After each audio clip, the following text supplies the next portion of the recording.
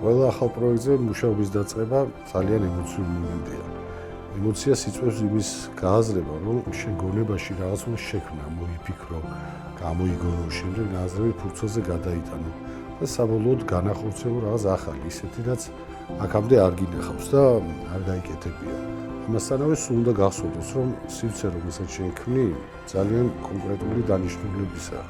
საბოლოოდ შენი ჩანაფიქრი უნდა გარდაიქმნას ადგილად, რომელსაც ვიღაცამ თავისი სახლი უნდა დაარღვას. ეს არის მიზანი, რომ ადამიანი, რომელიც იქ ცხოვრობს, თავი იგრძნოს სახლში, უხაროდეს ამ ადგილის გაზიარება ოჯახთანაც და მეგობრებთანაც. გრძნობდეს, რომ სივრცე მისთვის არის შექმნილი.